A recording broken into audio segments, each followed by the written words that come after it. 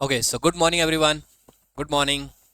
Okay, so today we will start with another topic जो बहुत common है हमारे इमरजेंसी डिपार्टमेंट में या हम किसी भी हॉस्पिटल सेटअप में बैठते हैं तो इन इमरजेंसी सिचुएशंस बहुत बार पेशेंट हमारे पास आते हैं इस तरह के एंड हमें उसको टाइमली डायग्नोज करना और उसको प्रॉपरली मैनेज करना ये बहुत इंपॉर्टेंट है क्योंकि अगर हम टाइमली चीज़ों को कर पाए तो किसी की जान बच सकती है एंड इसीलिए टॉपिक बहुत इंपॉर्टेंट है so today will talk about this very important topic is heart attack है ना कॉमन लैंग्वेज हार्ट अटैक लोग बोलते हैं हार्ट अटैक हुआ है इसको सो बेसिकली हार्ट अटैक है क्या ये तो कॉमन वर्ड है अब इससे हार्ट अटैक होता क्या है कैसे होता है कैसे डायग्नोज करें क्या करें हम प्राइमरी सेटअप पे बैठे हैं तो हम क्या कर सकते हैं या फिर हम किसी अच्छे टर्शी केयर हॉस्पिटल पे हैं या जहाँ पीसीआई अवेलेबल है जहाँ पे हम बेसिकली कैथ लैब है वहाँ पे कैसे प्लान किया जा सकता है चीज़ों को तो थोड़ा उसके ऊपर हम बात करेंगे ठीक है सो आई होप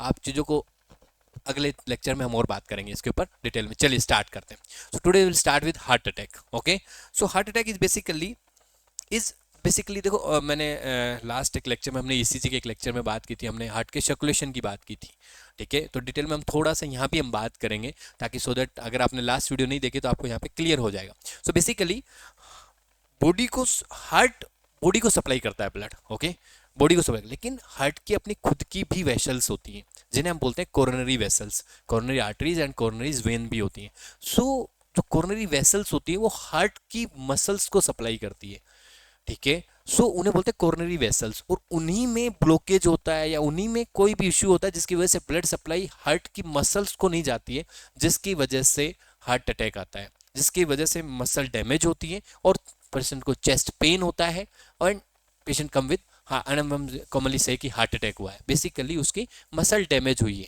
समझे उसलिए उसको चेस्ट पेन हो रहा है ओके सो अगर हम देखें तो थोड़ा एनाटॉमी को समझते हैं बेसिकली क्या हो रहा है तो basically this is heart okay so this is heart okay and you will C heart पे आप देखोगे तो मैंने आपको कल बात की थी दिस इज सुपीरियर वेना कवा इन्फीरियर वेना कवा से ब्लड राइट एट्रियम में आता है फिर राइट वेंट्रिकल में जाता है फिर पल्मोनरी ट्रंक के थ्रू पल्मोनरी आर्टरीज के थ्रू लंग्स में जाता है और लंग्स से ब्लड आता है ऑक्सीनेटेड ब्लड आता है वो पल्मोनरी वेन्स के थ्रू लेफ्ट एट्रियम में आ जाता है ओके और फिर हम लेफ्ट वेंट्रिकल से it will go to through aortic wall and then aorta से होता हुआ arch of aorta and descending aorta पे जाता है सही सो ऐसे जाता है सो जब aorta है ना aorta जो है ऑक्सीनेटेड ब्लड जब aorta लेता है तो स्टार्टिंग में ही aorta से कुछ ब्रांचेस निकलती हैं aorta से कुछ ब्रांच निकलती है जो खुद हार्ट को सप्लाई करती है हार्ट की मसल्स को ही सप्लाई करती हैं तो बेसिकली जैसे ही aorta निकलता है तो आप देखोगे यहाँ पे एक राइट है this is atrioventricular group this is right atria this right ventricle okay so इनके बीच में जो ग्रुव है बोलते हैं एट्रियोवेंट्रिकुलर ग्रुव और एट्रियोवेंट्रिकुलर ग्रुव के अंदर सबसे पहले एक कॉमन आर्टरी निकलती है बोलते हैं राइट कोरोनरी आर्टरी ओके सो ये बेसिकली क्या है right coronary artery okay right coronary artery की आगे जाके ब्रांचेज होती है हम बात करेंगे थोड़ा सा उसके डिटेल में तो राइट कोरोनरी आर्टरी अगर आप एंटीरियर सरफेस पे देखोगे तो this is right coronary artery जो कि पीछे की तरफ घूम के हुए चली जाएगी देन इधर की साइड आप देखो तो दूसरी आर्टरी निकल this is left coronary artery ठीक है right coronary artery this left coronary artery left coronary artery आगे आने के बाद डिवाइड हो जाती है टू पार्ट्स में एक होता है जो अंटीरियर पार्ट पे इंटरवेंट्रिकुलर जो ग्रूव जो हमने कल भी लास्ट लेक्चर में बात करी थी इंटरवेंट्रिकुलर ग्रूव होता है जो राइट वेंट्रिकल और लेफ्ट वेंट्रिकल के बीच में उस ग्रूव के अंदर से ट्रेवल करती है जो उसे बोलते हैं left anterior descending artery left है लेफ्ट साइड में है इंटीरियर सरफेस पे आ रही है डिसेंडिंग आर्टरी तो लेफ्ट एंटीरियर डिसेंडिंग आर्टरी बोलते हैं एंड यही एक पार्ट इसका एक जो ब्रांच है वो पीछे की तरफ सर्कमफ्लेक्स कर जाती है सर्कुलेट करती हुई लेफ्ट एट्रियम और वेंट्रिकल के बीच से होती है सर्कमफ्लेक्स पीछे की तरफ सर्कमफ्लेक्स करके जाती है इसलिए इसे बोलते हैं लेफ्ट सर्कमफ्लेक्स आर्टरी ओके तो ये कॉमनली एंटीरियर सरफेस पे हम देखते हैं तो ये कुछ दिखता है राइट कोरोनरी आर्टरी दिखती है लेफ्ट कोरोनरी आर्टरी कॉमन हो गई मेन कोरोनरी आर्टरी होगी लेफ्ट एंड देन वो divide into branches mainly left coronary circumflex left circumflex artery और left anterior descending artery okay so ऐसे होते हैं अगर हम थोड़ा और इसको और डिटेल में देखें इसकी ब्रांचेस को और देखेंगे ठीक है हाँ सो हम बात करें ओटा की ब्रांचेस की बात करें तो ओटा से बेसिकली सबसे पहले निकलती है right coronary artery okay right coronary artery निकलती है ठीक है ये राइट कोरोनरी आर्टरी मैंने क्या बोला एंटीरियर जो राइट एट्रियोवेंट्रिकुलर जो सल्कस था वहां से जो हमने पिछले स्लाइड में बात की थी बेसिकली हमने जब पिछले स्लाइड में बात की थी आपसे कि जो बताया था आपको कि राइट कोरोनरी आर्टरी जो है ये राइट कोरोनरी आर्टरी है ये कहाँ जा रही है एट्रियोवेंट्रिकुलर ग्रूव से नीचे की तरफ मूव कर रही है yes in the similar way यहाँ पे अगर आप देखोगे यहाँ पे आप देखो तो राइट कोरोनरी आर्टरी बेसिकली देखो अब दो चीज़ होती है, एक चीज़ और आपको समझनी है कि देखो एसए नोड जो होता है, एसए नोड होता है, एवी नोड होता है, जो हमने कंडक्शन में बात की थी, एसए नोड को जो आर्टरी सप्लाई करती है, समटाइम्स राइट भी करती है और लेफ्ट भी करती है, सो जो आर्टरी एसए नोड को सप्लाई करती है उसी को उस इंसान को बोला जाता है, उसी का प्रोमिनेंट आर्टरी बोलते हैं। अगर राइट कॉर्नरी सप्लाई कर रही है तो उसे राइट साइड की कॉर्नरी आर्टरी तो उसे राइट प्रोमिनेंट बोलते हैं। समझ आई मेरी बात? एसए नोड को अगर सप्लाई करती है तो राइट प्रोमिनेंट कॉर्नरी आर्टरी बोलते हैं, और अगर लेफ्ट वाली सप्लाई कर रही है तो लेफ्ट कॉर्नरी प्रोमिनेंट बोलते हैं, क्योंकि एसए नोड को सप्लाई कर रहे हैं। सो नॉर्मली केसेस में 60% केस में एसए नोड को सप्लाई राइट कॉर्नरी ही करती है। ओके, राइट कॉर्नरी ही आर्टरी ही करती है। ओके, राइट कॉर्नरी आर्टरी ही करती है। ठीक है, तो 60% तो एसए नोडल आर्टरी होगी। ठीक है, फिर राइट कॉर्नरी आर्टरी, मैंने बोला राइट कॉर्नरी जब नीचे की तरफ आती है, सो अब क्या होगी, राइट मार्जिनल आर्टरी में डिवाइड हो जाती है एंड एक पोस्टीरियर इंटरवेंट्रिकुलर आर्टरी में डिवाइड होते हैं। पोस्टीरियर इंटरवेंट्रिकुलर आर्टरी एक पीछे की साइड में जाती है जो इंफीरियर सरफेस के में जाती है, और एक मार्जिनल आर्टरी आती है। ठीक है, तो दो ब्रांच में डिवाइड हो जाती है।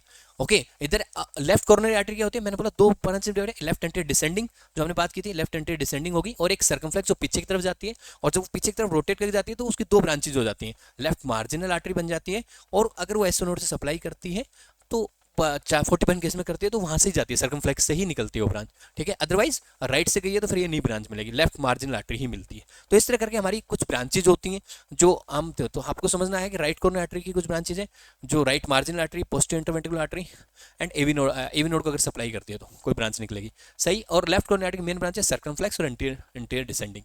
क्लियर है? और सर्कमफ्लेक्स आर्टरी आगे जाके लेफ्ट मार्जिनल आर्टरी बन जाती है, आगे जाके डिवाइड हो जाती है।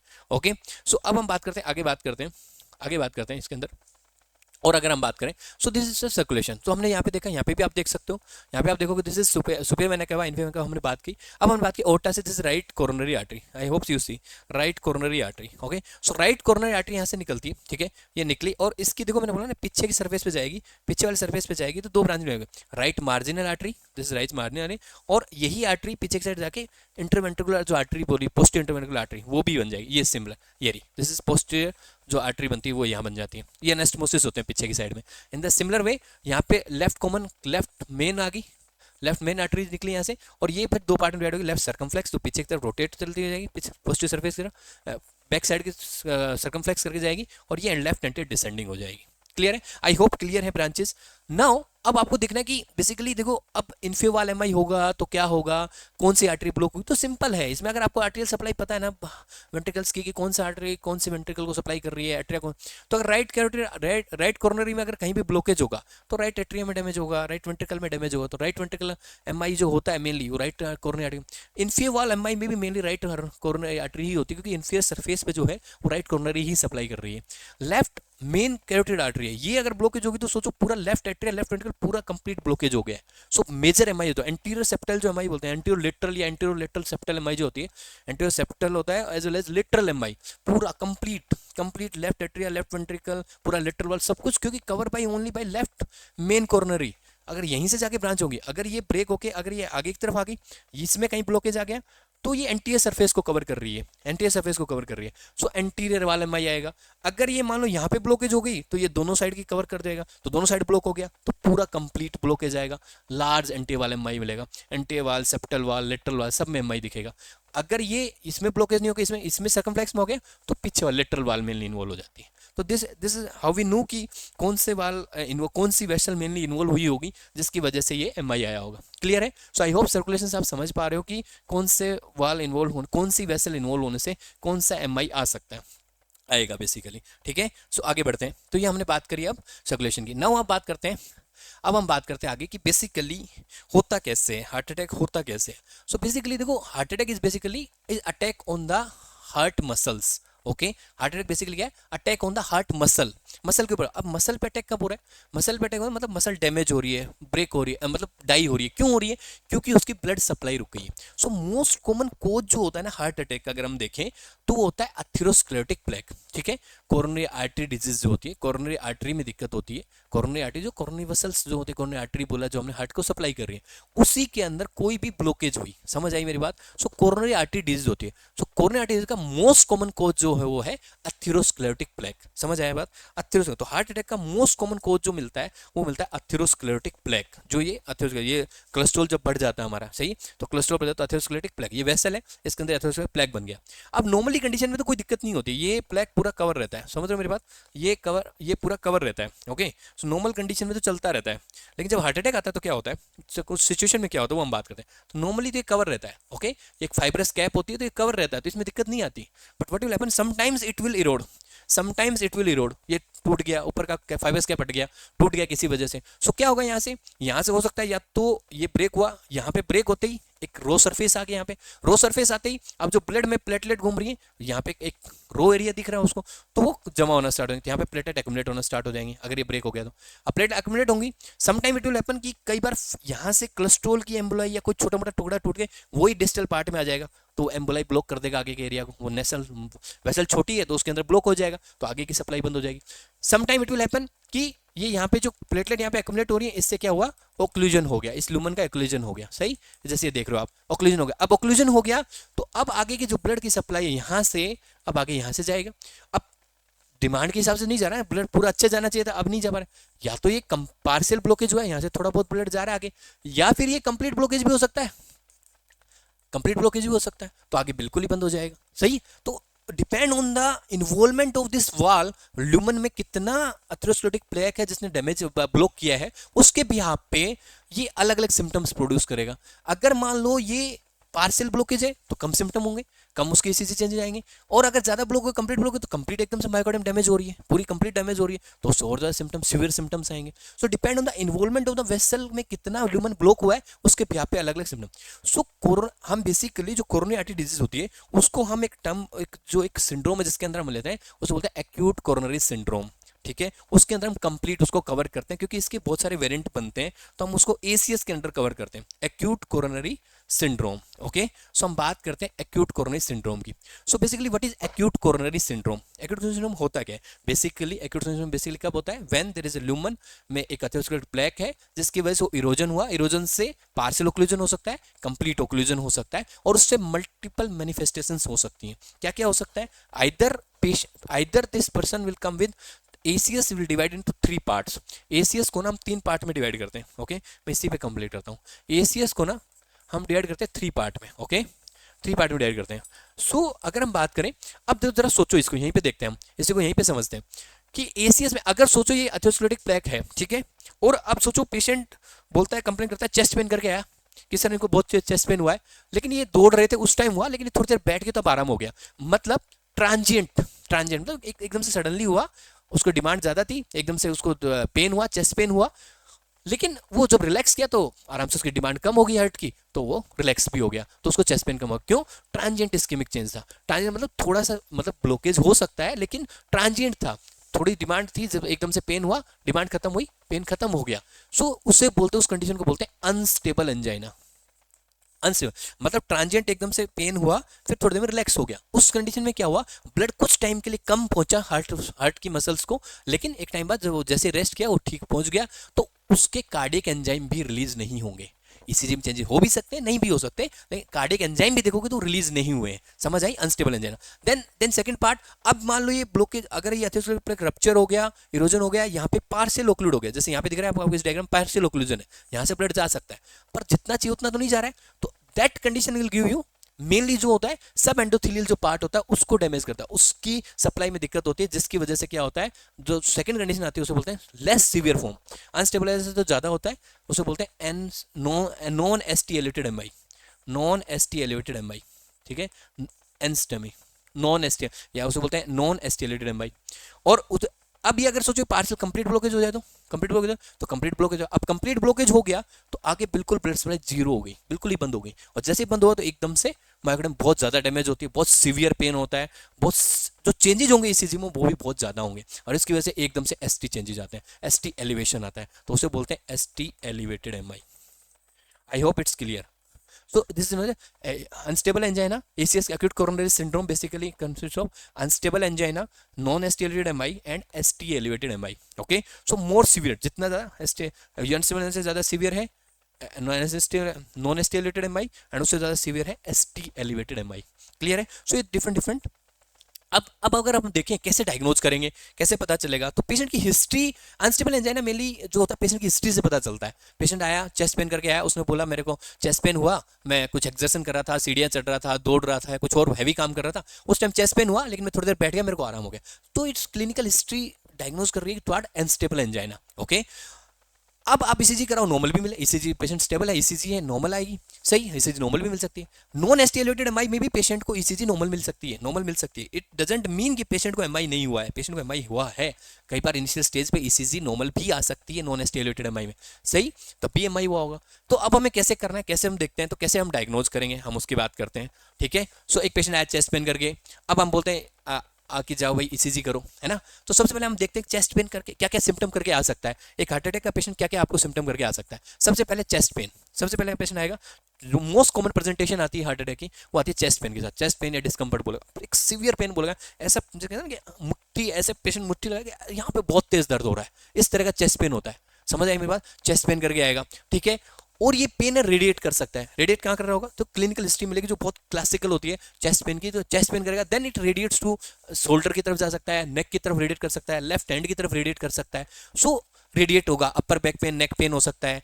Patient can have extreme fatigue हो सकती है, बहुत स्वेटिंग होती है पेशेंट को, बहुत चेस्ट पेन की वजह से हाइपर सिंपैथेटिक डिसऑर्डर, स्वेटिंग बहुत ज़्यादा होती है, उसको स्वेटिंग होती है, बॉडी डिस्कम्फर्ट हो रहा होगा, फटीक हो रहा होगा, हेडेक भी हो सकता है, शॉर्टनेस ऑफ ब्रेथ, सांस फूल सकता है उसको. ज़्यादा सीवियर है हार्ट अटैक तो उसकी वजह से पल्मोनी लंग्स के अंदर थोड़ा पल्मोनी एडिमा टाइप फीचर होने लग जाते हैं, तो उसकी वजह से शॉर्टनेस ऑफ ब्रेथ हो सकता है, डिजीनेस हो जाती है, चक्कर आ सकते हैं उसको, सिंकोपल कंडीशन हो सकती है, सो डिजीनेस हो सकते हैं उसको, स्वेटिंग होती है उसको अच्छी खासी. तो ये जो सिम्टम्स, अगर आप पेशेंट आया इमरजेंसी में और आपको ये सब सिम्टम्स दिख रहे हैं, किसी पेशेंट आपको बोल रहा है कि ये सब सिम्टम्स आ रहे हैं, इनमें से जरूरी नहीं सारे सिम्टम ही आपको मिले. कुछ क्लासिकल सिम्टम लगे, चेस्ट पेन हो सकता है, रिलेटेड टू बैक पेन हो सकता है, थकान सी हो रही है, स्वेटिंग बहुत ज़्यादा हो रही है, रेस्टलेस हो रहा है पेशेंट, तो आपको कहीं ना कहीं सिम्टम्स डायग्नोज कर रहे हैं टुवर्ड्स की इसको कहीं ना कहीं हार्ट अटैक हुआ है. सही, so you will go for ECG. At this situation what you will go for EC. आप जाओगे किसके लिए, ईसीजी के लिए जाते हो. यस, आप पेशेंट की ईसीजी कराओगे.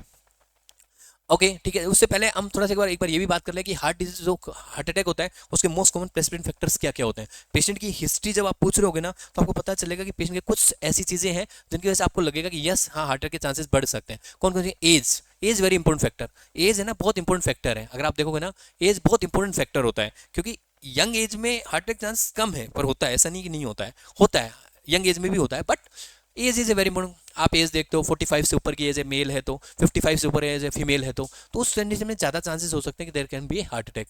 ओके, अगर चेस्ट पेन से आ रहा है. सेक्स मेल फीमेल बहुत डिपेंड करता है. पुअर डेंटल हाइजीन है, अनहेल्दी डाइट लेता है, जंक फूड की हिस्ट्री ज़्यादा है कि बाहर का बहुत खाता है, स्मोकिंग, हाई ब्लड हाइपरटेंशन है, डायबिटीज़ है, स्ट्रेस है उसको बहुत ज़्यादा, हाई कोलेस्ट्रॉल है, जेनेटिक फैक्टर्स भी हो सकते हैं, फैमिली हिस्ट्री है हार्ट अटैक की कि पहले भी फैमिली में बहुत सारे लोग आती है, डायबिटीज़ है. ठीक है, तो ये सब चीज़ें हैं जिनसे आपका डायग्नोसिस मोर टुवर्ड हार्ट अटैक जाता है. अगर ये सब सिम्टम आपको मिलती है हिस्ट्री के अंदर कि ये सब भी हैं, उनको एजिंग है, ये सब चीज़ें, स्मोकिंग, हाइपरटेंशन, डायबिटीज़, अगर ये सब रिस्क फैक्टर आपको दिख रहा है, जेनेटिक है, फैमिली में हिस्ट्री है कि हार्ट अटैक होते रहते हैं, इनको हुए हैं. ठीक है, स्ट्रेस बहुत ज़्यादा है, टेंशन में बहुत रहता है पर्सन, तो in that situation, high cholesterol, अगर आपने जांच वाँच करा रखी है, पता है उसको कोलेस्ट्रॉल बहुत ज़्यादा है, तो in that situation you can think of कि more of heart attack toward you are going. Okay, then हम बात करते हैं. अब पेशेंट आया तो आप कैसे डायग्नोज करोगे, कैसे पता चलेगा दिस पेशेंट, यस आपको पता लग रहा है चेस्ट पेन है, आपको पता चल रहा है हार्ट अटैक है, लेकिन ये अनस्टेबल एंजाइना है या नॉन एस्टिलेटेड एमआई है, एस्टिलेटेड, आप उसको कैसे डायग्नोज करोगे. So in that situation you will go for ECG. Yes, सबसे पहले पेशेंट चेस्ट पेन करके आता है, what you will do in emergency, you will go for ECG. ECG कैसे करनी वो हम बात कर चुके हैं. सही, ईसीजी क्लास अलग हो चुकी है जिसपे आप देख लेना, अगर आपको नहीं क्लियर हो तो आप उसमें जाके देख सकते हो, आपको ईसीजी क्लियर हो जाएगी थोड़ा कि ईसीजी कैसे करते हैं. अब आपने ईसीजी करी, ईसीजी करने के बाद you will see what you will सी. अगर आपको सोचो ईसीजी करी और उसमें अच्छा खासा एसटी एलिवेशन मिल रहा है, एसटी एलिवेशन मिल रहा है, डिफरेंट लीड्स हम बात कर चुके हैं, कौन सा सरफेस ईसीजी टॉपिक में बात करिए कि कौन सी लीड्स कौन से सरफेस को दिखाती हैं, कौन से वॉल को इन्वॉल्वमेंट को दिखाती हैं। सो अगर हमें एसटी एलिवेशन मिल रहा है more than 2 continuous leads, ST elevation मिल रहा है मोर देन 2 कंटिन्यूअस लीड्स में अगर हमें मिल रहा है मोर देन 2 किसी में भी, चाहे वो देखो अगर हम बात करें अगर सेकंड थर्ड एंड एवीएफ के अंदर आ रहा है तो हम इनफेव वाले एमआई को बोलते हैं, फर्स्ट एंड एवीएल में आ रहा है तो हम लेटरल वाले एमआई को बोलते हैं, V1 टू V6 के अंदर हम मेनली V1 V2 में हम सेप्टल की बात करते हैं, और V3 V4 V5 V6 के अंदर हम बेसिकली बात करें एंटीरियर वाल की बात करते हैं, समवट फर्स्ट एवीएल और V5 V6 में हम लेटरल वॉल की बात करते हैं। सो डिफरेंट, तो 2 कंटिन्यूअस लीड्स किसी एक पर्टिकुलर वॉल को रिप्रेजेंट करना है, 2 कंटिन्यूअस जो लीड्स होती हैं उनके अंदर एसटी एलिवेशन आपको मिल रहा है, अच्छा खासा एसटी एलिवेशन मिल रहा है, तो यू आर सस्पेक्टिंग कि इस वाल का एमआई हुआ है। सही, तो ईसीजी करिए आपने और ईसीजी में अगर एसटी एलिवेशन दिख रहा है, क्लियर कट दिख रहा है किसी पर्टिकुलर टू कंटिन्यूअस में, सो आप यू विल से श्योर कि yes this is ST elevated MI, ये एसटी एलिवेटेड एमआई है। और आपको क्लियर, आप एसटी एलिवेटेड एमआई मैंने बोला जब आप एंजियोग्राफी करोगे, आप देखो एंजियोग्राफी करके तो उसमें कंप्लीट ओक्लूजन मिलता है मोस्ट प्रोबेबली, कंप्लीट होगा क्योंकि उसके तभी जाके ईसीजी में इतने ज्यादा चेंज आए। और वेरी इंपॉर्टेंट, अब आपने ईसीजी करी, ईसीजी में कोई नॉन स्पेसिफिक चेंजेस आ रहे हैं, कोई स्पेसिफिक नहीं है, एसटी एलिवेशंस नहीं दिख रहे हैं और non specific change. ECG normal भी हो सकती है पर चेस्ट पेन परसिस्ट कर रहा है पेशेंट को, चेस्ट पेन बहुत ज्यादा हो रहा है, आपको लग रहा है ये हार्ट अटैक ही है लेकिन ईसीजी में ज्यादा नहीं आ रहा है, हो सकता है ईसीजी कई बार नॉन कंक्लूसिव भी होगी, लेकिन दैट सिचुएशन आप देखो अगर एसटी डिप्रेशंस दिख रहे हैं आपको किसी लीड में, है ना, ST non specific T wave inversion दिख रहे हैं, एसटी डिप्रेशंस दिख रहे हैं, कुछ दिख रहे हैं, तो आप कहीं ना कहीं आप सस्पेक्ट करो कि ये non ST elevated MI, ST elevation नहीं दिख रहे हैं but non ST elevated MI तो है ये। सही, अगर नॉन डायग्नोस्टिक है, अगर फिर भी नॉर्मल भी आ रही है और कंक्लूजन नहीं आ रही है, what you will do, you repeat ECG after 5 to 10 minutes, आप रिपीट करके देख सकते हो। अगर चेस्ट पेन परसिस्ट कर रहा है, आपने कंटिन्यू पेशेंट को आराम नहीं आ रहा है, तो you can go again repeat the ECG and you will see some conclusive ECG में कुछ मिल जाएगा आपको, नॉन स्पेसिफिक चेंजेस मिल सकते हैं, तो आपको कहीं ना कहीं आप नॉन एसटी एलिवेटेड से डील कर रहे हो। सही, अब आगे अब क्या करें, अब कैसे पता करें कि एसटी एलिवेटेड ये नॉन एसटी एलिवेटेड एमआई है, लेकिन हमें कैसे पता चलेगा पर्सन को सच में एमआई ही हुआ है, कंफर्म कैसे करें, नॉन स्पेसिफिक चेंजेस हैं ईसीजी हमें क्लियरिटी तो नहीं मिल रही है। So in that situation what you will go for a, आप पेशेंट आए आपके पास और आप क्या करते हो, कार्डियक ट्रोपोनिन टेस्ट करते हो, कार्डियक टेस्ट मार्क करते हो, हम कहते हैं उसे ट्रोपोनिन टेस्ट बोलते हैं, कार्डियक ट्रोपोनिन टेस्ट। सो ये भी 2 तरह का, एक सेंसिटिव वाला होता है जो बहुत जल्दी पॉजिटिव आ जाता है, एक नॉर्मल वाला होता है, कार्डियक ट्रोपोनिन टेस्ट करते हैं। अब नॉर्मल जो कार्डियक सेंसिटिव वाले होते हैं, जब आप बड़े हॉस्पिटल सेटिंग्स होते तो सेंसिटिव वाले होते हैं, तो वो 1 से 2 घंटे में ही पॉजिटिव आ जाते हैं, क्योंकि जब वेसल ब्लॉक हुई, ब्लड सप्लाई नहीं गया, मायोकार्डियम डैमेज होती है, डैमेज मायोकार्डियम से एंजाइम्स निकले, कार्डियक मार्कर्स एंजाइम जो होते हैं वो निकले, तो उसको मेजर किया, समझो उसको मेजर कर, कार्डियक ट्रोपोनिन को मेजर कर रहे हैं हम। सही, so it will take some time, MI होने के कुछ टाइम लगेगा। अगर सेंसिटिव है तो 1 से 2 घंटे में पॉजिटिव आ जाएगा, कार्डियक सेंसिटिव वाला मार्कर आपने यूज किया। अगर कार्डियक सेंसिटिव ट्रोपोनिन नहीं है तो it will take 4 to 6 hours. तो आपने ईसीजी करी, चेस्ट पेन हो रहा है, परसिस्टेंट चल रहा है, आपने आए पेशेंट को लगा 1-1.5-2 घंटा हो गया है, आपने टेस्ट किया, पॉजिटिव आ गया, कंफर्म इट्स एमआई। अभी अगर ये पॉजिटिव नहीं हुआ है, पॉजिटिव नहीं आया, तो you have to repeat after 4 to 6 hour, आपको रिपीट करके देखना है, क्योंकि because it can be MI, क्योंकि ये पॉजिटिव होने में 5 से 6 घंटे लग सकते हैं।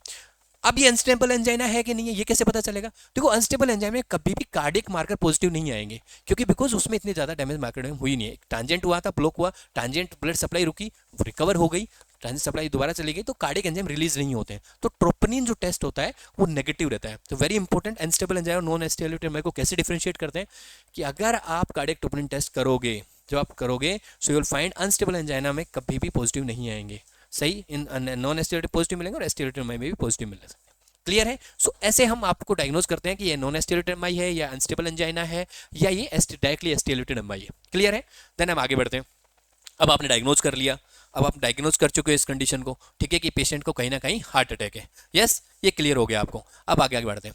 सो हम आगे बढ़ते हैं, देखते हैं यहाँ पे हम कुछ इसी चीज में दिखाता हूँ। तो इसी चीज में क्या मिलेगा, मैंने जो अभी बोला एसटी एलिवेशन, तो कितना एलिवेशन को आप कंसीडर करोगे हार्ट अटैक आ रहा है। एलिवेशन का मतलब क्या, बेस लाइन एसटी एलिवेशन चल रहा है, आपने PQRS में देखा होगा। अगर हम बात करें, यहाँ पे हमने देखा था, अगर हम बात करें कैसे ECG वेव बनती है, जिसमें एक P वेव आती है, देन QRS कॉम्प्लेक्स बनता है, और देन ST जो होता है नॉर्मली इसी लाइन के बिलोंग होता है नॉर्मली। तो अगर ये एसटी एलिवेशन ऊपर की तरफ चला गया है, कितना चला गया है, किस लीड में चला गया है, तब आप उसको कंसीडर करोगे वो हार्ट अटैक हो गया, सही, एसटी एलिवेटेड एमआई है। तो क्या बोलोगे, अगर सोचो एसटी एलिवेटेड एमआई कब बोलोगे, एसटी एलिवेटेड एमआई कब बोलते हैं, एसटी एलिवेटेड बोलते हैं कब, जब एसटी एलिवेशन है more than 1 mm, normal condition में मोर देन 1 mm, जो भी लीड्स है सब में अगर मोर देन 1 mm किसी भी नॉन 2 कंटिन्यूअस लीड्स में चाहिए, 2 कंटिन्यूअस लीड, सेकंड थर्ड इनफेव वाल को सेकंड थर्ड एवीएफ देखते हैं तो किसी 2 लीड के अंदर एलिवेशन होना चाहिए, एक्सेप्ट V1 V2 और V3। V1 V2 और V3 को मोर देन 2 mm एलिवेशन होता है तब मानते हैं, अदरवाइज नॉर्मल और किसी भी लीड में देखोगे अगर मोर देन 1 mm एलिवेशन है एसटी का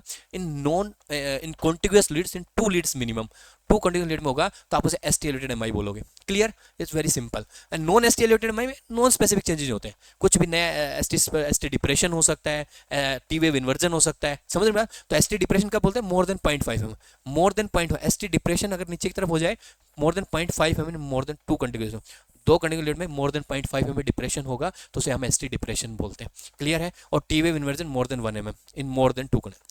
सो simple, ST depression more than 0.5 mm, T wave inversion more than 1 mm रहेगा तो आप उसे बोलते हो नॉन स्पेसिफिक चेंजेस हो सकते हैं। कई बार नॉन स्पेसिफिक चेंजेस भी मिलेंगे, वो भी non ST elevated MI, non ST elevated MI में ही आते हैं। क्लियर है? तो ये ऐसे आप डायग्नोज करते हो ईसीजी में देख के। ठीक है, अब मैं कुछ ईसीजी आपको दिखा देता हूँ ताकि और थोड़ा क्लियर हो जाएगा आपको।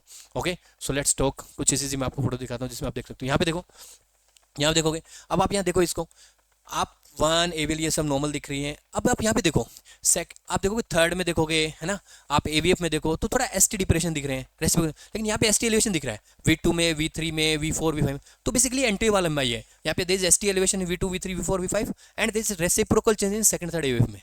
ठीक है, तो एसटी डिप्रेशन दिख रहा है, तो बेसिकली एंटी वाला एमआई, एंटी वाला एसटी एलिवेटेड एमआई हो गया। यहाँ पे भी आप सिंपली देखोगे, यहाँ पे भी सिमिलर सेम ही है, V2 V3 V4 V5 इनमें बेसिकली एसटी एलिवेशन है एंड सेकंड थर्ड एवीएफ में आप देखोगे, सेकंड में थर्ड में इनमें देखो एसटी डिप्रेशन दिख रहे हैं, एसटी डिप्रेशन दिख रहे हैं यहाँ पे। सो बेसिकली दिस अगेन है एंटी वाला एक्सटेंसिव एंटीरोलेटरल वाला एमआई। क्यों एंटीरोलेटरल क्यों है? क्योंकि देखो आप फर्स्ट और एवीएल में भी देखो, यहाँ पे फर्स्ट में भी, यहाँ पे फर्स्ट में भी देखोगे ना आप फर्स्ट में भी देखोगे तो यहाँ पे भी एसटी एलिवेशन आपको दिख रहे हैं। यहाँ पे भी आप देखो तो एसटी एलिवेशन यहाँ पे दिख रहा है आपको, फर्स्ट में भी दिख रहा है। सही, आप अगर देखोगे एवीएल में देखोगे यहाँ भी एसटी एलिवेशन दिख रहा है आपको। सही, और आप देखोगे V4 V5 V6 V3 V2 तो सब में दिख रहा है। सो एंटीरोलेटरल कंप्लीट इन्वॉल्व है, इधर फर्स्ट एवीएल भी नहीं, तो कंप्लीट एंटीरोलेटरल वाला एमआई है, एसटी एलिवेटेड एमआई है। सही, और सेकंड थर्ड एवीएल में इसके रेसिप्रोकल चेंजेस है। क्लियर है? I hope you see. Then आगे बढ़ते हैं।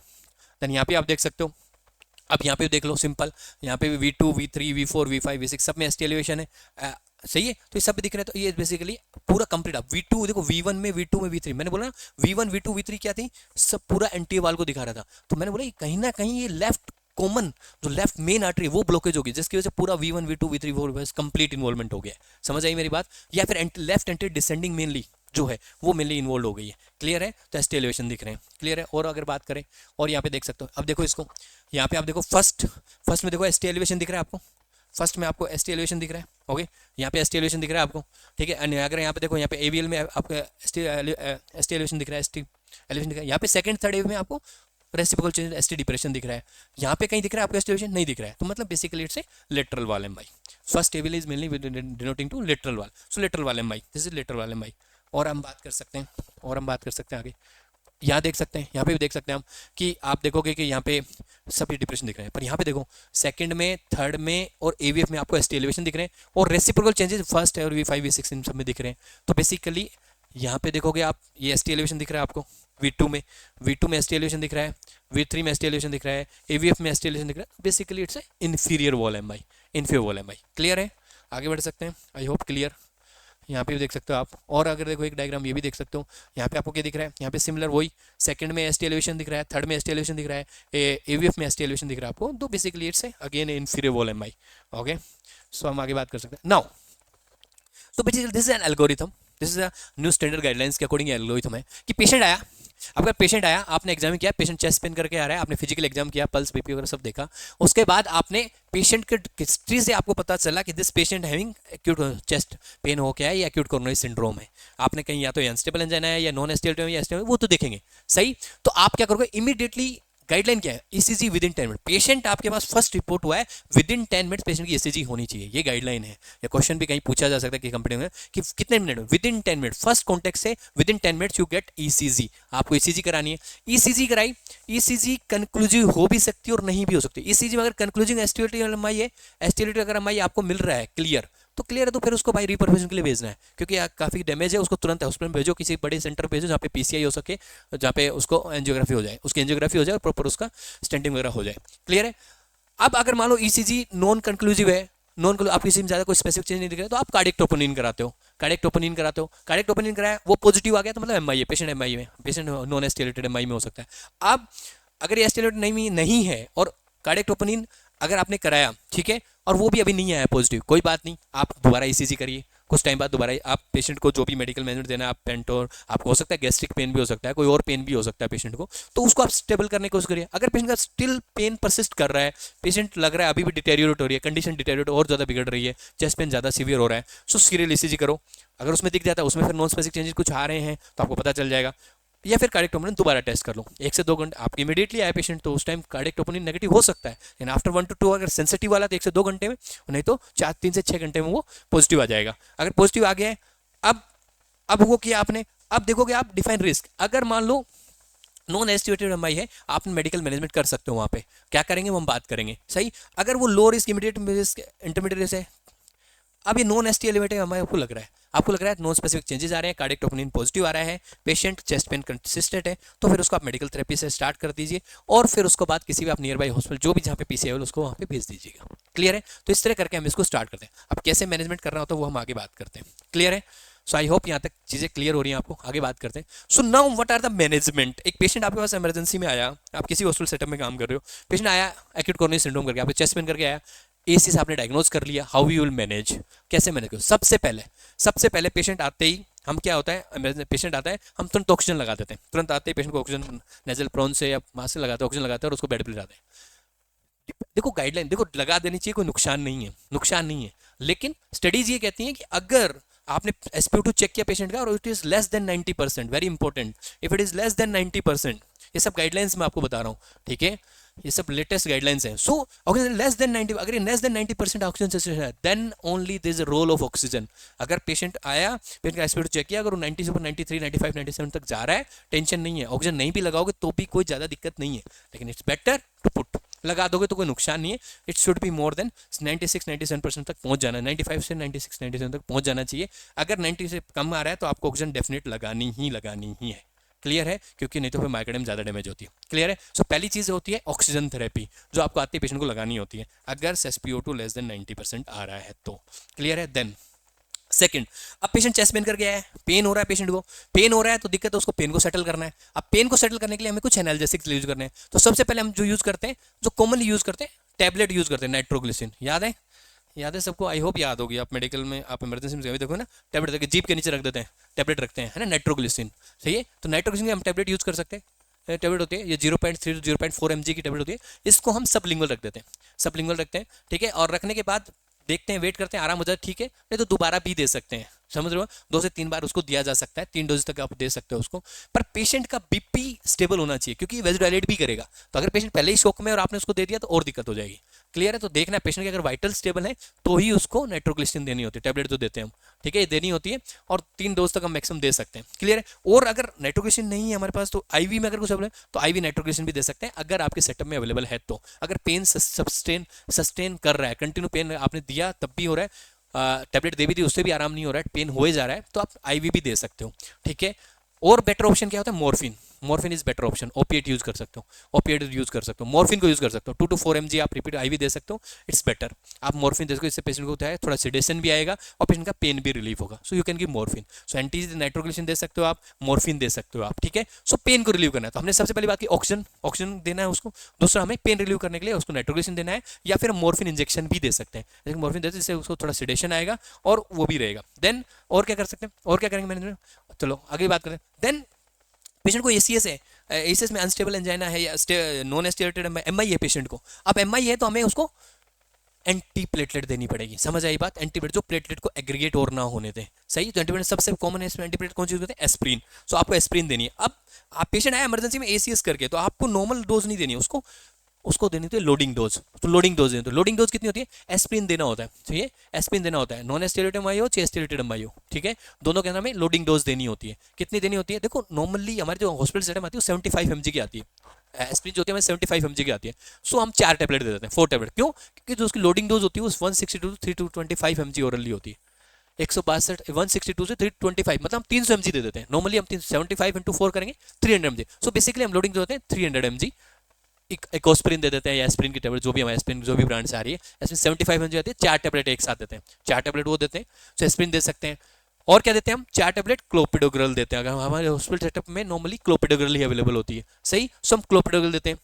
सही है दोनों। तो 4 टैबलेट इसकी भी लोडिंग डोज देनी होती है, तो लोडिंग डोज देनी होती है कितनी होगी? 4 टैबलेट देंगे तो इसकी भी 300 mg के आसपास हो जाएगी। 3 mg के आसपास इसकी भी हो जाएगी। सही। और क्या देना होता है इसके साथ हमें लिपिड को, मैं लिपिड वाली भी बात करूंगा आगे, तो यहाँ पे मैं बता देता हूँ लोडिंग डोज में क्या क्या देना होता है। 3 टैबलेट जरूर देनी होती है। इकोस्प्रिन, उसको एस्प्रिन देना होता है, उसको क्लोपिडोग्रेल देना होता है, और एक अटोरवास देना होता है। अटोरवास 20 mg में आती है हमारे पास हॉस्पिटल सेटअप में, तो हम 4 टैबलेट उसकी देते हैं, तो 80 mg वो दे देते हैं। तो उसकी 3 लोडिंग डोज में टैबलेट देनी होती है। पेशेंट आया, हमने पेशेंट को देखा, ऑक्सीजन दी, हमने नाइट्रोजन दिया, उसको टैबलेट दी, जीभ के नीचे सबलिंगुअल दिया, आराम हुआ, उसको आगे आराम थोड़ा लग रहा है एसी पेशेंट एसीएस के अंदर है, एसीजी में तो कुछ चेंजेस हैं या एसटीएलटी में ये है, कोई दिक्कत नहीं, लोडिंग डोज दे दो। लोडिंग डोज में क्या देना है, इकोस्प्रिन 75 mg की 4 टैबलेट, क्लोपिडोग्रेल 75 mg की 4 टैबलेट, और अटोरवास 20 mg की 4 टैबलेट दो। लोडिंग डोज दे दी आपने। सही। सो ये हम बेसिकली एंटी प्लेटलेट मेडिसिन देते हैं। ठीक है, तो एस्प्रिन देते हैं, क्लोपिडोग्रेल देते हैं। क्लोपिडोग्रेल अगर नहीं है तो कई बार हॉस्पिटल में प्रेसिगोल, अब लेटेस्ट दवाइयाँ मेडिसिन हैं कुछ, ये प्रोसिगोल, टिकाग्रोलोर कई बार हॉस्पिटल में आपको ये अवेलेबल होंगी। सो अगर क्लोपिडोग्रेल से बेहतर अगर पूछो तो प्रेसिगोल, टिकाग्रोलोर है, तो टिकाग्रोलोर इज वेरी बेस्ट। टिकाग्रोलोर बहुत अच्छी है, क्योंकि टिकाग्रोलोर आप फ्यूरोलिटिक जब हम आगे बात करेंगे तो उसके साथ भी दे सकते हैं। सो इनकी भी लोडिंग डोज होती है। अगर टिकाग्रोलोर दे रहे हो तो 180 mg देनी होती है। सही है, 180 mg देनी होती है, और अगर प्रेसिगोल दो तो 60 mg की लोडिंग डोज देनी होती है। क्लियर। तो ये कुछ मेडिसिन है, मेनली आपको इकोस्प्रिन और क्लोपिडोग्रेल याद रखना है, क्योंकि बिकॉज ये हम कॉमनली यूज करते हैं। सो इकोस्प्रिन इनकी लोडिंग डोज देना होता है। और फिर मैनेजमेंट में हम उसको 75 mg देते हैं रात में डेली सोने के लिए। ठीक है, सो ये हमारी लोडिंग डोज होगी। तो एंटी प्लेटलेट मेडिकेशन होगी हमारी। ऑक्सीजन हो गया हमारा, हमने ऑक्सीजन सप्लीमेंटेशन किया पेशेंट को, पेन रिलीव करने के लिए हमने नाइट्रोग्लिसन वगैरह दिया, मोर्फिन दिया, और क्या दिया हमने, फिर हमने एंटी प्लेटलेट मेडिसिन दी, उसको लोडिंग डोज में दे दी, इकोस्प्रिन, क्लोपिडोग्रेल और अटोरवास हम बात करेंगे आगे, और भी हम बात करेंगे उस टाइम बात करेंगे। ठीक है, लोडिंग डोज में हो गया। और क्या दे सकते हैं। अब पेशेंट आया, अब देखो मैंने बोला ना, वही जो मैंने बताया आपको, नॉर्मल कंडीशंस में सबसे बेस्ट होता है अगर पेशेंट आया एक्यूट कंडीशनों में, अगर आपके पास हॉस्पिटल है जहाँ पे पीसीआई हो सकती है, जहाँ पे आपकी आप पीटी से स्टंटिंग वगैरह कर सकते हो पेशेंट की, तो उस कंडीशन में आप एस्पिरिन के साथ अगर टिकाग्रोल है तो बेस्ट है। टिकाग्रोल है तो बेस्ट है, समझो गाइडलाइन यही है। गाइडलाइन ये कहती है कि आप टिकाग्रोल यूज करो, एस्पिरिन प्लस टिकाग्रोल बेस्ट है, समझो। या और इधर भी सेम सीएबीजी अगर आपको जो है पेशेंट को पीसीआई करना है, स्टंटिंग करनी है, नॉन एस्टियल आप एस्पिरिन पर टिकाग्रोल दो। सीएबीजी करनी है तो भी यही बेस्ट है। कोई नो प्लान नहीं है कब करना है, इन्वेस्टिगेशन करना है, टिकाग्रोल बेस्ट है। तो एस्प्रिन विद टिकाग्रोल बेस्ट कॉम्बिनेशन है। अगर नहीं है तो क्लोपिडोग्रेल यूज करनी है, समझ आएगा। या फिर फिब्रोलिटिक थेरेपी आप दे रहे हो, फिब्रोलिसिस आपने किया है, ठीक है, एस्टियोटेमाई में, तो आप क्लोपिडोग्रेल यूज कर सकते हो। क्लियर है। अगर नहीं है, ऑप्शन ये तीनों नहीं है, टिकाग्रोल पेस्ग्रोल नहीं है, तो रुकना नहीं है, क्लोपिडोग्रेल देना ही है, क्लोपिडोग्रेल चलेगी, समझे। पर गाइडलाइन ये बोलती है टिकाग्रोल पेस्ग्रोल ज्यादा बेटर है। ओके, चलिए और आगे बात करते हैं। आपने ये भी दे दी, एंटीप्लेटलेट भी दे दी। अब बात करते हैं, अब आप क्या करोगे, एंटीकोगुलेंट भी तो देना पड़ेगा। कोगुलेशन जो हो रहा है, कोगुलेशन जो जम रही है, प्लेटेड डिपॉजिट हो रहे हैं, कोगुलेशन हो रहा है, उसको तो बंद करना है, तो एंटीकोगुलेंट्स देना होता है, हर पेशेंट को देना है। एंटी नॉन एस्टिलेटेड एमआई हो चाहे एस्टिलेटेड एमआई हो, सबको देना होता है एंटीकोगुलेंट, अनटिल अनलेस कोई कॉन्ट्राइंडिकेशन ना हो। सही, सो देना होता है। तो मेनली अगर हॉस्पिटल सेटअप में, अगर बेसिकली गवर्नमेंट सेटअप में आपको अनफेक्शनेट हेपेरिन मिल जाता है, यूएफएस दे सकते हो। नहीं, आजकल तो इनॉक्साप्रिन बेस्ट है, इनॉक्साप्रिन मिल जाता है हॉस्पिटल से। मैं जिस सेटअप में काम करता हूँ वहाँ पे इनॉक्साप्रिन अवेलेबल होता था, सो इनॉक्साप्रिन हम देते थे। इनॉक्साप्रिन बहुत सिंपल होता है, 1 mg पर केजी के हिसाब से होता है इनॉक्साप्रिन, 12 आवर्ली दे सकते हैं। 1 mg पर तो 40 टू आप 1 mg पर केजी के हिसाब से देख लो कितना हो गया। आप एक 60 केजी का 40-50 केजी का बंदा तो 50 mg हो गया, उसको सबक्यूटेनियस देना होता है। सबक्यूटेनियस पेट पे लगा देते थे, इनॉक्साप्रिन लग गया। क्लियर है। सो बेसिकली ये हम एंटी कोगुलेंट देते थे ताकि आगे कोगुलेशन ना हो पाए। क्लियर है। सो बेसिकली अनफ्लेक्शन हेपेरिन यूज कर सकते हैं, बिलावर्डिन, फोंडापेनिक्स वगैरह भी यूज कर सकते हैं, है ना। इनॉक्साप्रिन अगर आपने फिब्रोलिटिक थेरेपी दी है, व्हाट इज फिब्रोलिटिक थेरेपी जो हम बात करेंगे अभी। फिब्रोलिटिक मतलब जो जो जो थ्रोम्बाई बन गए हैं उनको ब्रेक करने के लिए फिब्रोलिटिक ड्रग्स देते हैं। अगर वो दिए तो फोंडापेनिक्स ज़्यादा बेटर चॉइस है, ठीक है। अदरवाइज तो इनॉक्साप्रिन मेनली अवेलेबल होता है हॉस्पिटल्स में, अनफिक्शन इनॉक्साप्रिन दे सकते हैं। और क्या देना होगा, और क्या देना होगा पेशेंट को। और देखो अब ये क्या कहती है, अगर नॉन पीसीआई हॉस्पिटल है, देखो फिब्रोलिटिक जो थेरेपी है मैं बात करूंगा, फिब्रोलिटिक ड्रग्स की बात करूंगा मैं आपसे, टेनेक्टाप्लेज, एटिप्लेज, रेटिप्लेज, ये जो ड्रग्स है ये नॉर्मली अगर पीसीआई सेंटर है आपका, आप हॉस्पिटल में काम कर रहे हो जहाँ पे पीसीआई हो सकती है, तो फिब्रोलिटिक ड्रग की जरूरत नहीं है, आप डायरेक्ट पीसीआई कर लीजिए, क्योंकि आपको ब्लॉक कर वो तोड़ेगा ना उस क्लोट को, आप पीसीआई करके उसको निकाल हटा ही सकते हो, तो दिक्कत ही नहीं है। सो पीसीआई अगर नहीं है आपका, नॉन पीसीआई कैपेबल हॉस्पिटल है आपका, तो in that situation you have to give fibrinolytic. अगर आपको लगता है कि पेशेंट को अगर हम ट्रांसफर करें, देखो नॉर्मल गाइडलाइन ये बोलती है कि अगर पेशेंट आया, आपने इमरजेंसी में आया, 10 मिनट में ईसीजी कर ली, अब पेशेंट के फर्स्ट मेडिकल कांटेक्ट हुआ, अगर विद इन 2 आवर, अगर 2 घंटे से कम में अगर आप पीसीआई हॉस्पिटल भेज सकते हो तो बेटर है आप फिब्रोनेटिक थेरेपी मत दो, आप उसको दूसरे हॉस्पिटल भेज दो जहाँ पे पीसीआई हो सकती है, 2 घंटे के अंदर अंदर हो सकता है। अगर वो नहीं हो सकता है, in that situation you have to go fibrinolytic. और अगर आपके पीसीआई कैपेबिलिटी नहीं है तो आपको फिब्रोनेटिक थेरेपी देना ही देना है। सही, सो फिब्रोनेटिक दे सकता है। तो पेशेंट एसटीएल है नॉन एन एस्टिमेट 120, 2 घंटे, ये भी क्वेश्चन कहीं आ सकता है, 2 घंटे विद इन 2 आवर आपको पीसीआई कैपेबल हॉस्पिटल भेजना है। अगर वहां नहीं है तो फिर पीसीआई नहीं है तो फिर आप दे सकते हो। क्लियर है, ये आपको करना है, ये आपकी गाइडलाइंस है जो आपको करनी है। तो बेसिकली विद इन 2 आवर अगर आप नहीं भेज सकते या नॉन पीसीआई कैपेबल हॉस्पिटल में आप हो तो आप फिब्रोनेटिक थेरेपी देते हो, आप फिब्रोनेसिस करते हो पेशेंट का, ताकि वो जो क्लोट बने वो ब्रेक हो जाए। तो कौन कौन सी फिब्रोनेटिक मेडिकेशन आप यूज़ करते हैं, मेनली हॉस्पिटल सेटअप हम कौन सी फिब्रोनेटिक ड्रग्स यूज़ करते हैं, सो हम बात कर लेते हैं। सो फिब्रोनेटिक में हम टेनेक्टेप्लेज यूज़ कर सकते हैं, रेटिप्लेज यूज़ कर सकते हैं, एल्टीप्लेज यूज़ कर सकते हैं। नॉर्मली टेनेक्टेप्लेज मिल जाती है हॉस्पिटल्स के अंदर, टेनेक्टेप्लेज अगर अच्छा हॉस्पिटल है तो टेनेक्टेप्लेज मिलती है। तो टेनेक्टेप्लेज हम कैसे लगाते हैं, मुझे आज भी याद है कि हम पेशेंट होता है वेट के हिसाब से नॉर्मली हम 40 to 50 mg लगाते हैं। क्यों? क्योंकि देखो इसकी जो डोज है ना वो बहुत इंपॉर्टेंट है, आपको ये पता होना चाहिए।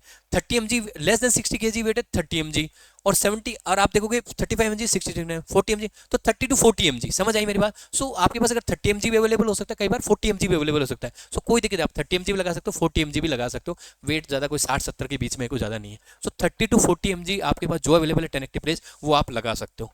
टेनेक्टेप्लेज मेनली हम यूज़ करते हैं 30 to 40 mg। आईवी देना होता है, सिंगल आईवी एक बार बोला जाता है, दिस इज फिब्रोलाइसिस, आपने फिब्रोलिटिक कर दिया, फिब्रोलाइसिस कर दिया, उसको एक इंजेक्शन दे दिया, एक ही बार देना होता है। टेनेक्टेप्लेज देते हो, सिंगल आईवी देते हैं 30 to 40 mg, जो आपके पास अवेलेबल है हॉस्पिटल आप दे सकते हो।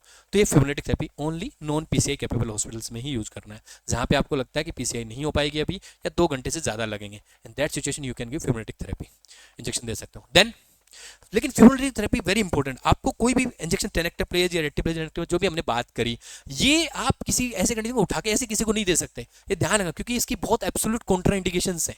इसकी एब्सोल्यूट कॉन्ट्रा कि भाई आपको बिल्कुल सिक्योरली, एक पेशेंट एमआई के साथ आया, आपको पूछना है कि पहले कोई स्ट्रोक वगैरह तो नहीं हुआ है इसको, कहीं कहीं इसको स्ट्रोक वगैरह तो नहीं हुआ है, पहले कोई इसको पैरालाइज वगैरह का अटैक तो नहीं हुआ है, पूछना है इसको। Any prior history very important, किसी को कोई भी ब्लीडिंग डिसऑर्डर तो नहीं हुआ है, कोई भी स्टैग या कोई सेरिब्रोवास्कुलर लीजन तो नहीं हुआ है, एटम मैलफॉर्मेशन तो नहीं है, कोई मतलब ब्लीडिंग की हिस्ट्री नहीं हुई है, इस्केमिक स्ट्रोक वगैरह तो नहीं हुआ है, आयोटिक डाइसेक्शन तो नहीं है, तो मतलब कोई भी ऐसे उसको कोई ट्रॉमा तो नहीं हुआ है पिछले 3 मंथ के अंदर, क्योंकि ये फिब्रोसिस करेगा, कोई क्लोट बना होगा उसको ब्रेक कर देगा, और ब्रेक कर तोड़ देगा तो उससे फिर से ब्लीडिंग हो जाएगी।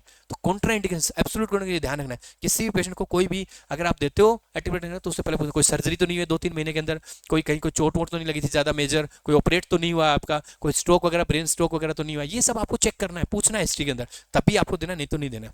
बीपी बहुत ज़्यादा तो सीवियर तो नहीं है, जैसे हम बोलते हैं हाइपरटेंसिव इमरजेंसी हो, उस सिचुएशन में तो पेशेंट नहीं है, तो उस टाइम में आपको कॉन्ट्राइंडिकेशन है, आपको फिब्रोलिटिक थेरेपी नहीं देनी है। क्लियर है? देन हम आगे बात करते हैं, सॉरी, देन हम आगे बात करते हैं। ओके, देन ये हम बात कर लिया, अब हम बात करते हैं आगे। चलो हमने ये भी देख लिया, लिपिड मैनेजमेंट करना पड़ेगा, मैंने बोला ना अटोरवास हम लोडिंग डोज देते हैं, 80 mg लोडिंग डोज देते हैं, सो हम बेसिकली सबको देना है, सबको देनी होती है लोडिंग डोज, आपको 80 mg अटोरवास दे सकते हो, ठीक है। पेशेंट हाई इंटेंसिटी स्टेटिन देनी होती है, हाई इंटेंसिटी यही होता है 80 mg atorvas is high statin, high intensity statin, तो वो हमें देना होता है, ठीक है। तो ये हमें देना होता है, ये लिपिड प्रोफाइल तक देनी ही देनी है, एक्यूट कोरोनरी सिंड्रोम हो, नॉन एस्टेरेटेड हो, एस्टेरेटेड एमआई हो, हमें हर पेशेंट में लोडिंग डोज में अटोरवास देना ही देना है। क्लियर है? और हम आगे बात करते हैं, देन बीटा ब्लॉकर, इसके बाद एक चॉइस और हमारे बीटा ब्लॉक, क्या हम बीटा ब्लॉकर देना चाहिए, मिटोप्रोलोल वगैरह देते हैं कि नहीं देना चाहिए। अगर कोई कॉन्ट्रा इंडिकेशन नहीं है, पेशेंट हार्ट फेलियर में नहीं है, पेशेंट का इजेक्शन में लेस देन 40%, हार्ट फेलियर वगैरह में नहीं है, कोई वेंट्रिकुलर इरिथमियाज, बेसिकली किसी और कोई भी ऐसी क्लिनिक है जिसमें बीटा ब्लॉकर कॉन्ट्रा इंडिकेशन है, अगर ऐसा कहीं भी नहीं दिख रहा है आपको, सो नॉर्मली हर पेशेंट में आपको एक बीटा ब्लॉकर देना चाहिए, ठीक है। क्योंकि बीटा ब्लॉकर आप दोगे तो रिड्यूस ऑफ री इन्फाक्शन को कम करेगा, री इन्फाक्शन को कम करता है, वो आगे दोबारा इन्फाक्शन ना हो, ठीक है, री इन्फाक्शन को कम करता है और वेंट्रिकुलर अरिथमियाज को प्रिवेंट करता है। सो 1 beta blocker you should add, आपको देना चाहिए, एक बीटा ब्लॉकर आपको देना चाहिए, मेटोप्रोलोल 25 mg दे सकते हो आप, ठीक है। So beta blocker should be given, okay. और क्या देना चाहिए हमें, और क्या देना चाहिए, और अगर हम बात करें, सो अब आता है बेसिकली हम बात करते हैं रेनिन एंजियोटेंसिन सिस्टम जो हमारा होता है, ठीक है, रास सिस्टम बोलते हैं, रेनिन एल्डोस्टेरोन सिस्टम होता है, तो ये भी हम देते हैं बेसिकली, एस इनहिबिटर जो हम बोलते हैं, एआरबीज जो बोलते हैं, इसमें एंजियोटेंसिन कैरोटीन एंजाइम इनहिबिटर और एआरबीज हम देते हैं। सो ये भी देना चाहिए, ये देना चाहिए। अगर पेशेंट को देना कब चाहिए, देख very important, high risk patient है, अगर पेशेंट हाई रिस्क है तो हर पेशेंट को, एमआई के पेशेंट को आपको कोई ना कोई एस इनहिबिटर या एआरबी ऐड करना चाहिए, कोई भी उसके ट्रीटमेंट होना चाहिए, सही। तो इन हाई रिस्क पेशेंट एसीएस है ना, हाई कोई भी अगर एसीएस का पेशेंट है तो उसमें बेसिकली आपको देना चाहिए एस इनहिबिटर एआरबी, आपको दे देना चाहिए, इंडिकेटेड है, समझ रहे हो, दे देना चाहिए। और ठीक है। तो इन पेशेंट एसीएस एंड लेफ्ट, अगर विद हार्ट फेलियर सिम्टम है, डायबिटीज मेलाइटिस है, ये सब है, तो इसमें आप मिनरल कोर्टिकोइड स्पाइरोलेक्टिन वगैरह भी दे सकते हो, आप स्पाइरोलेक्टिन वगैरह भी ऐड कर सकते हो।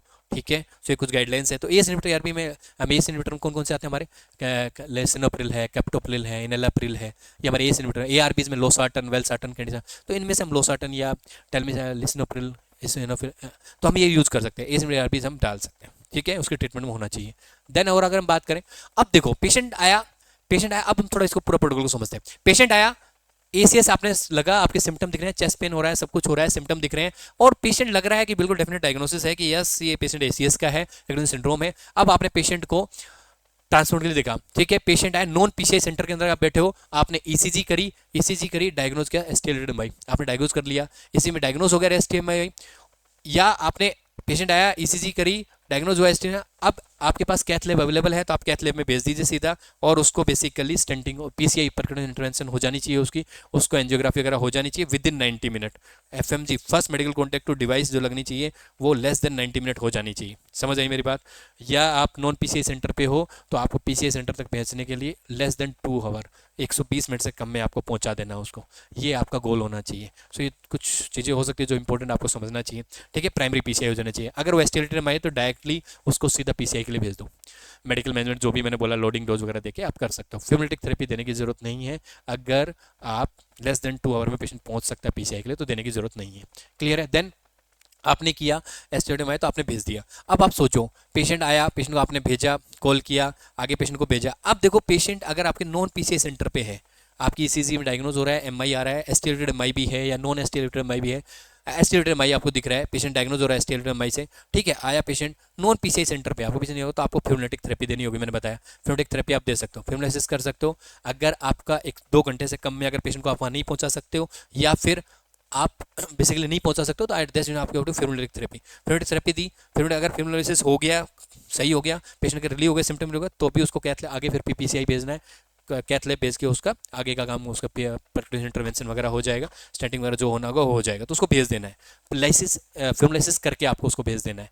क्लियर है? और अगर नहीं होता है तो आपको फिब्रिलाइसिस तो देना ही है, उसके बाद आप उसको भेज सकते हो। क्लियर है? In the similar way, I hope ये क्लियर हो गया, मुझे लगता नहीं इसमें कुछ क्लियरिटी और कुछ बताना है, आई होप ये क्लियर है। आगे बढ़ते हैं।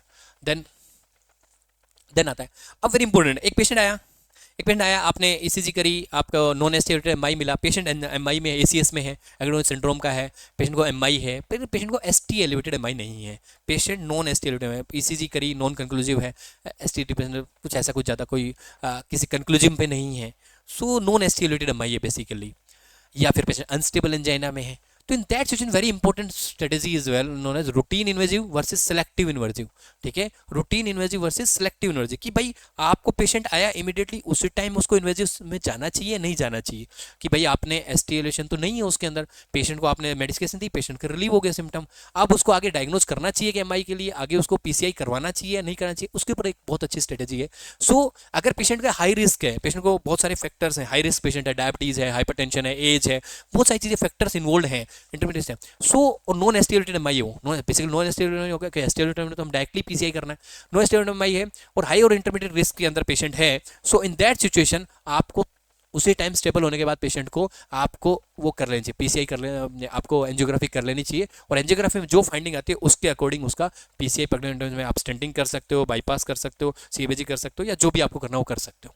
क्लियर है? लेकिन अगर पेशेंट लो रिस्क पेशेंट है, लो रिस्क पेशेंट है, उसमें ज़्यादा इतना कोई डायबिटीज़ और ये सब चीज़ें नहीं है, फिर आपको लग रहा है पर नॉन एस्टिलेटेड एमआई है, सो आप थोड़ा टाइम लेके उसके स्ट्रेस टेस्ट कर सकते हो, सेलेक्टिव इन्वेजिव करोगे, उसमें आप उस टाइम ज़्यादा जरूरी नहीं है, आप उसके कुछ सेलेक्टिव टेस्ट कर सकते हो, नॉन इन्वेजिव टेस्ट कर सकते हो, जैसे आप स्ट्रेस टेस्टिंग कर सकते हो, स्ट्रेस टेस्टिंग कर सकते हो उसको, उसकी कैल्शियम कोरोनरी टेस्टिंग कर सकते हो उसकी, उससे आप आइडिया ले सकते हो कि इसकी सच में कोरोनरी आर्टरी में कितना ब्लॉकेज है, कैल्शियम कितना डिपॉजिट है, तो उससे आपको आइडिया लग जाएगा, तो सीटीए कर सकते हो।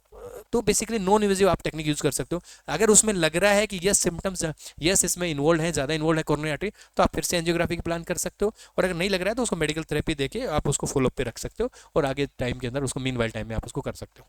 क्लियर है? सो ये एक अप्रोच है basically, what you have to do now. अब एमआई हुआ, पेशेंट को एमआई हो गया, सो अगर एमआई हुआ तो उसके बाद क्या होगा, पेशेंट को क्या क्या कॉम्प्लिकेशन हो सकते हैं, मेडिकल मैनेज कर लिया सब, क्या क्या कॉम्प्लिकेशन होते हैं। तो सबसे पहले देखो, अगर पेशेंट की पेपिलरी मसल रप्चर हो गई, अगर सोचो पेपिलरी मसल रप्चर होगी, सोचो पेपिलरी मसल रप्चर हो सकती है, यस पेपिलरी मसल रप्चर हो सकती है, लेफ्ट वेंट्रिकल इन्वॉल्व होता हूँ, पेपिलरी मसल रप्चर हुई तो उसकी वजह से क्या होगा, प्रेशर ब्लड का पीछे रहेगा लंग्स पे, तो पल्मोनरी एडीमा हो सकता है, patient can have cardiogenic shock, ventricular से आउटपुट नहीं आ रही तो कार्डियोजेनिक शॉक में हो सकता है पेशेंट। कॉम्प्लिकेशन क्या हो सकती है, patient can have acute pulmonary oedema हो सकता है, उसको पल्मोनरी एडीमा हो सकता है, रेस्टलेस ब्रेथलेसनेस और बढ़ सकती है उसको, उसको कार्डियोजेनिक शॉक में आ सकता है पेशेंट, ठीक है। एंड प्रोलैप्स, तो ये सब कुछ सिम्टम हो सकते हैं। उसके वेंट्रिकल सेप्टल रप्चर हो गया तो बिल्कुल कोलैप्स हो सकता है, उसको सर्कुलेटरी कोलैप्स हो सकता है, सही है। तो ये हो सकता है वेंट्रिकल सेप्टल रप्चर। और क्या हो सकता है उसका, उसके कोर्डेट टेंडनी रप्चर हो सकते हैं।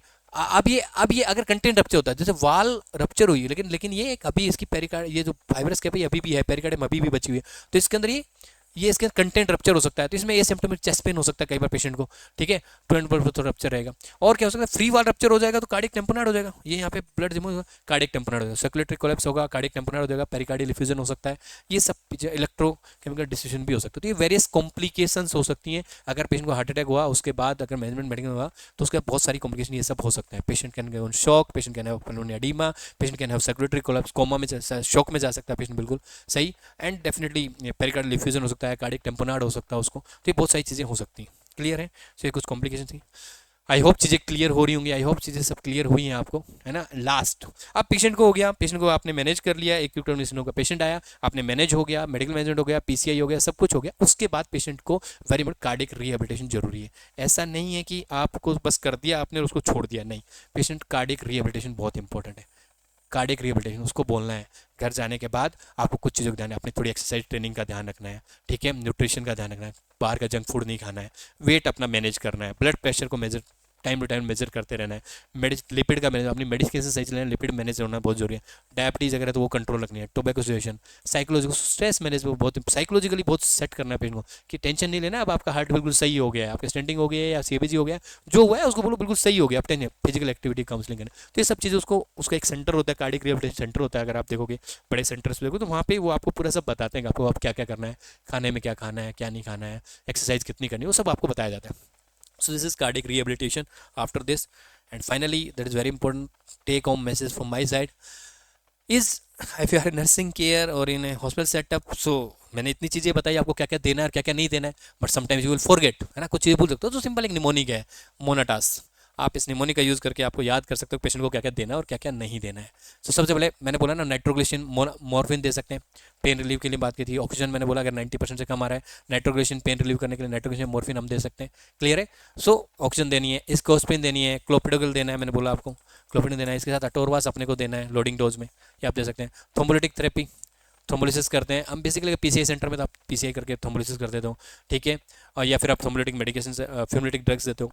एंटीकोगुलेंट्स, एंटीकोगुलेंट मैंने बात की आपसे अभी, ठीक है, हमने बेसिकली बात की थी अनफेक्शन हेपेरिन की बात करी थी, इनॉक्साप्रिन की बात की थी, ये वो देना है। Stool softener basically very important, patient को स्टूल सॉफ्टनर देना बहुत जरूरी है। पेशेंट सेटअप में होता है ना, तो आपको उसको हमेशा लैक्टोलोज वगैरह देना होता है स्टूल, क्योंकि बिकॉज पेशेंट अगर जोर लगाएगा तो पेशेंट को दोबारा प्रेसिपिटेट हो सकते हैं symptom, so that you have to give stool softener, lactose वगैरह देना है उसको। एंड सिडेटिव्स देना है, मॉर्फिन तो आप दे ही रहे हो, मॉर्फिन देते हो, सिडेशन उससे भी होता है, सो आप सिडेटिव देके उसको आराम से रेस्ट रिलैक्स करने को बोलते हो, ताकि ये कुछ निमोनिक्स है जो कि आप यूज़ करना है, क्लियर है। सो आप भूलोगे नहीं इससे कि आपको क्या क्या देना और क्या क्या नहीं देना है, क्लियर है। आई होप चीज़ें क्लियर हुई होंगी। So I hope this is all about acute coronary syndrome. I hope चीज़ें क्लियर होंगी अच्छे से, एंड क्या क्या करना है, कैसे कैसे करना है, क्या गाइडलाइंस है, आई होप चीज़ें क्लियर होंगी। Thank you so much. Any कोई भी क्वेरी हो, कुछ भी हो तो हम let's talk later. Okay, thank you so much.